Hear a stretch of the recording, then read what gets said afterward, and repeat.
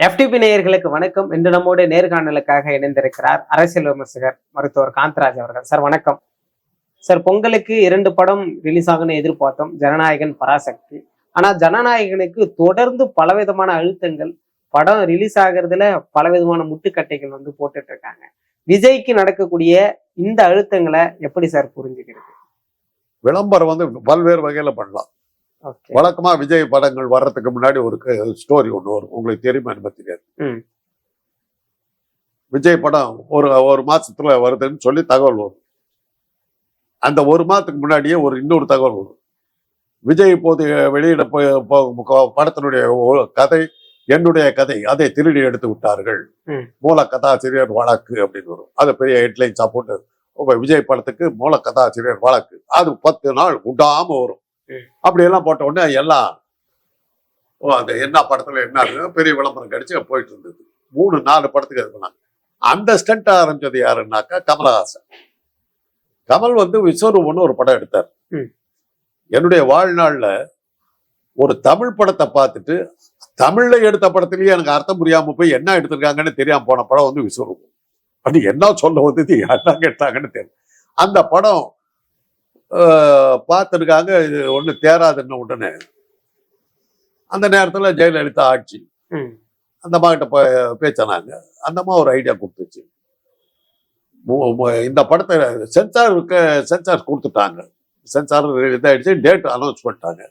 இந்த படத்துல முஸ்லிம்களுக்கு எதிராக இருக்கிறதுனால சட்டம் ஒழுங்கு தகராறு ஏற்படுங்கிறதுனால இந்த படத்தை வெளியிடுவதற்கு தமிழக அரசு தயாராக இல்லை, தடை செய்யும் அப்படிங்கிற மாதிரி. அப்ப என்ன சொன்னாங்கன்னா, சென்சார் பண்ண படத்தை தடை செய்யறதுக்கு இது மாநில அரசாங்கத்துக்கு உரிமை கிடையாதுன்னு பெரிய ரகலை நடந்து, முஸ்லீம் அமைப்புகள்லாம் எதிர்ப்பு தெரிவிக்கிற மாதிரி எல்லாம் பெரிய ரகலை எல்லாம் நடந்து கடைசியா ஒரு வழியா ரிலீஸ் ஆச்சு. அதனுடைய விளைவு என்னாச்சு, எப்படி என்னதான் சொல்லியிருக்காரு பார்க்கலாம்னு சொல்லி அந்த படத்தை வெற்றி அடைய வச்சுட்டாங்க. அதை விஜயனுடைய அப்பா பார்த்தாரு, இந்த டெக்னிக்கை நான் ஃபாலோ பண்ணணும்னு சொல்லிதான் மூலக்கதை திருடப்பட்டது, தடை செய்ய வேண்டும் அப்படிங்கிற மாதிரி கேட்டு ஒரு 3-4 படம் ஓட்டினாங்க. அதுக்கப்புறம் சில படங்கள் போகல, சரியா போகல. அந்த டெக்னிக் முடிஞ்சு போச்சு. இப்ப இந்த படத்தை ஓட்டுறதுக்கு இவங்களுக்கு வந்த ஷாக் என்னன்னா, பராசக்தி ட்ரெய்லரும் இதுவும் ஒரே நாள்ல ரிலீஸ் ஆகும். பராசக்தி ட்ரெய்லர் நிறைய பேர் பார்த்தாங்க. இதை தூக்கி அடிச்சுட்டு போயிடுச்சு. படம் காலி ஆயிடும். உடனே தடங்கள், சிபிஐ என்கொயரி, அது இது என்னென்னமோ போட்டு இன்னைக்கு அந்த படத்தை இது பண்ணியிருக்காங்க. ஆக அந்த படத்துக்கு பிரமாதமான விளம்பரம். விஜய் இதை விரும்புறாரு, அவரே செய்யறாரு. அவர் நீங்க தான் மீடியாக்கள் இருக்கீங்களா? இன்னைக்கு ஒரு மீடியா பார்த்தேன், சேட்டலைட் டிவி. விஜய் காலையில் எழுந்து விட்டார், பல் துளைக்க விட்டார், காடை கடன்களை முடித்து விட்டார், ஜட்டி போட்டுக் கொண்டார், பேண்ட் போட்டுக் கொண்டார், இதோ வாசலை தாண்டுகிறார், இதுதான் அந்த வாசல், இந்த வாசல் வழியாகத்தான் அவர் வெளியே வருகிறார். என்னன்னாக்க நீ சிபிஐ என்கொயரிக்கு டெல்லிக்கு போறாங்க, ரன்னிங் கமெண்ட்ரி கூடவே. அப்பேற்பட்ட செய்தி அவ்வளவு பெரிய விளம்பரம் கொடுக்குறாங்க. ஆக அமித்ஷா அவனுடைய பரிபூர்ண ஆதரவோட அந்த படம் வெளியாது. ஒரு வகையில பார்க்கும்போது விஜய் எவ்வளவு பெரிய கஷ்டத்துல மாட்டிக்கிட்டாருங்கிறது தெரியும். இன்னைக்கு அமித்ஷா வச்சதெல்லாம் கேட்க வேண்டியதா போச்சு அவரு நிலைமை. சார், ஒரு புறம் சிபிஐ அழுத்தம், இன்னொரு புறம் படத்துக்கு சென்சார் சர்டிபிகேட் கிடைக்கல. இது பாஜகவுடைய தலையீடு இருப்பதா சொல்றாங்க. ஆமா, பாஜக தாங்க. எங்க ஒன்றிய அரசு தாங்க சென்சார், நீங்களும் நானும் பண்ண முடியாது. ஆனா நீங்க அமித்ஷாவோட ஆதரவோடுன்னு சொல்றீங்க. இப்படி எல்லாம் தானே விளம்பரம் கொடுக்கணும். இதுதாங்க விளம்பரம். நெகட்டிவ் விளம்பரத்துல தாங்க படம் ஓடுது. விஸ்வரூபம் எப்படி ஓடிச்சு? முஸ்லிம் அமைப்புகள் எதிர்ப்பு தெரிவிக்கிறாங்கன்னு சொல்லி கிரியேட் பண்ணாங்க. அப்படி என்னடா இருக்குதுன்னு எல்லாரும் போய் பார்க்க ஆரம்பிச்சாங்க. பராசக்தி 3வது நாள் வரலும் சுமாரா போயிட்டு இருந்த படம் ஏன் போச்சுப்பா, தடை செய்ய போறாங்கன்னு சொன்னாங்க. உடனே பெரிய கூட்டம் இருந்துச்சு. அப்படி சொல்லும் போதுதான் ஏன் இதை தடை, பைபிள்லயே அந்த கதை தானுங்களே. அந்த பழம் இருக்குது, தொங்குது, ஆப்பிள என்ன ஒரு பழம், கடவுள் சொல்லிட்டு போறார், தேவதூதன் சொல்றாரு அந்த பழத்தை சாப்பிடக்கூடாதுங்கிறார். உடனே ஏவாளுக்கு என்ன வருது, ஏன் அந்த பழத்தை சாப்பிடக்கூடாது, சாப்பிட்டு பார்ப்போம். ஃபர்பிடன் ஃப்ரூட்னு பேர், தடை செய்யப்பட்ட பழம். எதையாவது நீங்க செய்யாதேன்னு சொன்னீங்கன்னா செஞ்சு பார்த்தா என்னங்கிற புத்தி வரும். இப்போ குழந்தைகிட்ட போய் விளக்கு வச்சிருக்கிறீங்க, விளக்குல கேவிக்காக சுட்டுடும்னாக்கா இப்படி இப்படி பார்க்க நம்ம இல்லாத நேரத்தில் கை வச்சுப்போம். ஓகே. அதுதான் மனித இயல்பு. அது மாதிரி ஒரு ஆர்வத்தை தூண்டுறதுக்காக, அது இந்த படத்துல என்ன இருக்குதுங்கிறத தெரிஞ்சுக்கிறதுக்காக ஒரு பெரிய கூட்டம் போகும். அப்படித்தான் அந்த படத்தை காப்பாத்துறதுக்கு அமித்ஷா தன்னுடைய அரசாங்கத்தையே பயன்படுத்தி இன்னைக்கு எல்லாத்தையும் விடுங்க, சிபிஐ எந்த கேஸை முடிச்சு இன்னைக்கு ஒன்றும் குற்றவாளிகளை கண்டுபிடிச்சு தண்டனை வாங்கி கொடுத்துன்னு ஒரு கேஸ் சொல்லுங்கப்பாங்க. சாத்தாங்குளம் ஏதாவது ஆச்சா, பொள்ளாச்சி ஏதாவது ஆச்சா, ஸ்டெர்லைட் ஏதாவது ஆச்சா, கொடநாடு எஸ்டேட் ஏதாவது ஒண்ணுதான், எல்லாம் சிபிஐ கிட்ட தான். சிபிஐ கிட்ட போச்சுன்னா முடிஞ்சு போச்சுன்னு அர்த்தம், கேஸ் ஓவர். வழக்கு விசாரணைக்கு போகுது. விசாரணை அது அந்த செய்தி மாத்திரம் தான் வந்துகிட்டு இருக்கும். சிபிஐ விசாரணை கிடிக்குப்பிடி முடிக்கும்படி தடிக்குப்பிடி எல்லாம் போடுவாங்க. என்ன அல்டிமேட்டா என்னாச்சு, சாத்தாங்குளத்துல இது பண்ண ஆட்கள் இன்னைக்கு அந்த போலீஸுக்கெல்லாம் என்ன ஆயிட்டாங்க, அவங்க அப்படியே தான் இருக்காங்க. பொள்ளாச்சி வழக்குல சிக்கன அந்த வந்து அதிமுக பழனிசாமியோட நல்லா ஜம்னு தான் சுத்திட்டு இருக்காங்க. ஜெயராமன் ஜாலியா தான் சுத்திட்டு இருக்காரு. என்னாச்சு இது விஜயின் கொடநாடு வழக்கு என்ன ஆச்சு, எடுக்க கூட இல்லையே, சரியா எடுக்க கூட இல்லையே. விஜயின் வளர்ச்சியை தடுக்கிறதுக்கான ஒரு ஆயுதமா விஜயனுடைய வளர்ச்சியை அதிகப்படுத்துறதுக்காக போடப்பட்ட உரம் இது. ஓகே. உரம் பொட்டாசியம் சல்பேட் போன்ற கெமிக்கல் உரம். இந்த கெமிக்கல் உரத்தை போட்டு தான் அவரை வளர்த்தாங்க. தூக்கி இது பண்ணார். ஏங்க ஒரு சேட்டலைட் டிவி அவர் வீட்டுல இருந்து கிளம்புனதுல இருந்து டெல்லியில இறங்கணும்னு விடாம ஃபாலோ பண்ணுறதுன்னா என்ன அர்த்தம்? உள்துறை அமைச்சகம் வந்து சொல்லிடுது இது எவ்வளவு விளம்பரம் கொடுக்க முடியுமோ கொடுங்கன்னு சொல்லியிருக்குது. ஆக ஜனநாயகத்தை அந்த படத்தை வந்து காப்பாத்துறதுக்கு என்ன உண்டோ அதெல்லாம் பண்ணிட்டு இருக்காங்க. விஜய் படம் இப்போதைக்கு வராது. இந்த 3 நாளைக்கு இந்த செய்திகள் வரும். வந்ததுக்கு பிறகு ஏதோ ஒரு காரணத்தை காட்டி சென்சார் கொடுத்துருவாங்க. அப்புறம் அந்த என்ன இருக்குதுன்னு ஆர்வத்தில் போய் பார்ப்பாங்க. அதுக்காக அந்த படத்தினுடைய வெற்றிக்காக நடத்தப்படுகிற ஒரு நாடகம். இன்னொரு கதையும் சொல்றேன் கேளுங்க. அமிதாப் பச்சன் கேள்விப்பட்டிருக்கீங்களா? ஆல் இண்டியா ஸ்டார், பெரிய ஸ்டார். இன்னைக்கு வேற வச்சு அவர் சூப்பரா நின்ன போது தீவார்னு ஒரு படம், அதுல உண்மையிலேயே பிச்சு உதறி இருந்தார். அவ்வளவு அற்புதமான நடிப்பு. அதுல ஸ்டண்ட் காட்சிகள்லாம் நினைச்சு பார்க்க முடியாத அளவுல பிரமாதமா பண்ணியிருந்தார். பிலிம்ஃபேர் அவார்டு தான் அன்னைக்கு அப்போ வந்து பெருசா இருந்த விருது, சினிமாவில் கொடுக்கப்பட்ட விருதுகள். எல்லாரும் எதிர்பார்த்தது அந்த வருஷம் பிலிம்ஃபேர் அவார்டு ஆட்டோமேட்டிக்கா அமிதாப் பச்சன் அப்படின்னு முடிவு எடுத்துட்டாங்க. என்ன ஆச்சுன்னா அந்த படத்திலே சசி கபூர், அவர் ஒரு செகண்ட் ஹீரோ, அவர் தான் பிரமாதம் நடிச்சார்னு பிலிம்ஃபேர் அவார்டு கொடுத்தாங்க.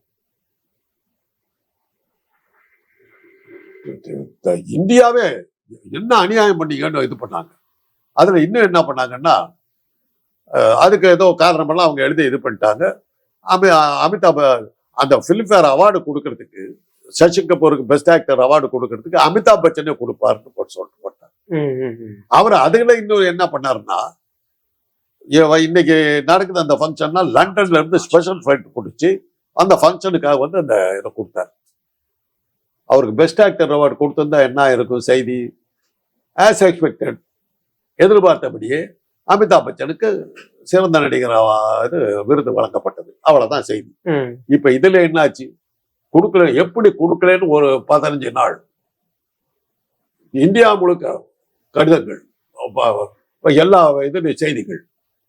அவரே வந்து கொடுத்த போது எவ்வளவு பெரிய மனுஷன் பார்த்தியா, எவ்வளவு பெருந்தன்மையா, தனக்கு கிடைக்க வேண்டியதை இழந்தாலும் பரவாயில்லன்னு வந்து கொடுத்துட்டு போறாரு. அது ஸ்பெஷல் ஃபிளைட் பிடிச்சி வர்றாரு.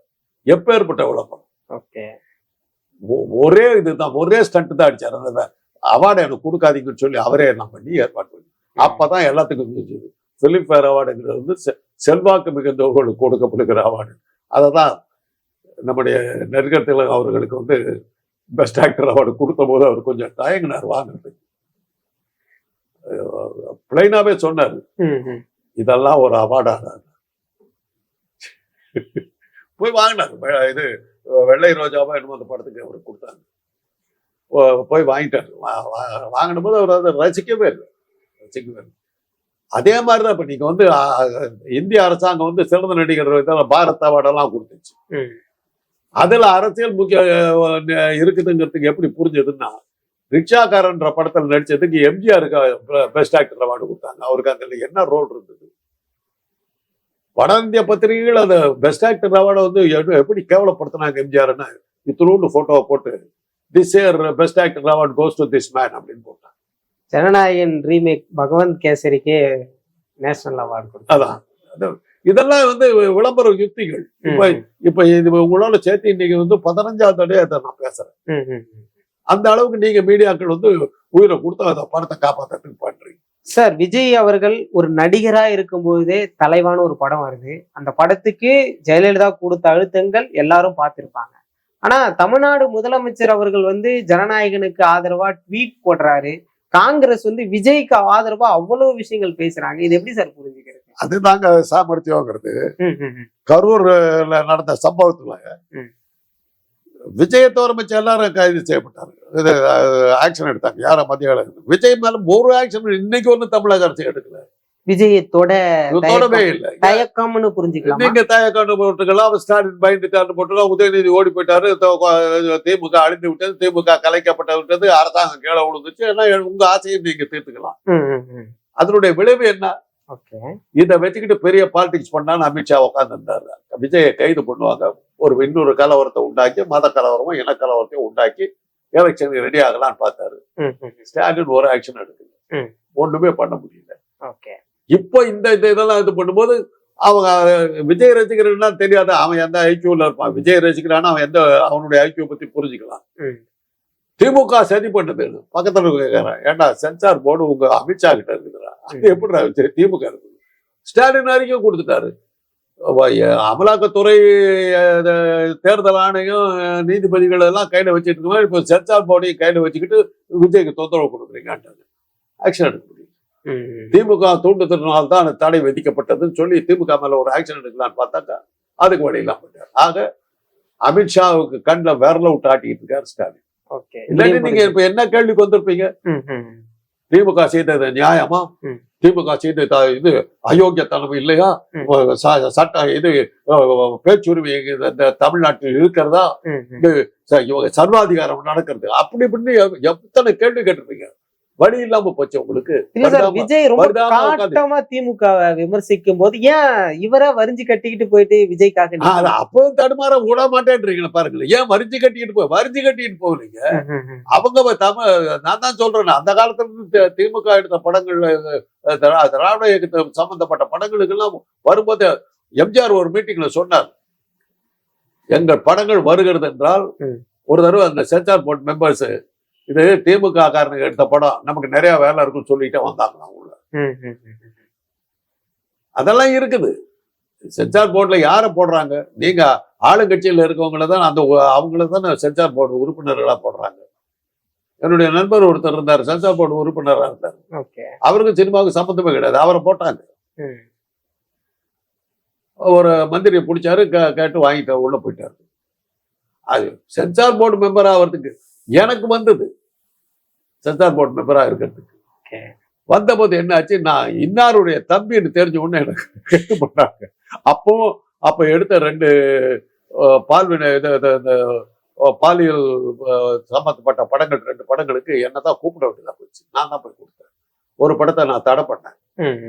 அது பாவம், இவங்க 3ஆம் பாலினம் எடுத்த படம், டிரான்ஸ்ஜெண்டர்ஸ் எடுத்த படம், பச்சாபாசமா இருக்கு.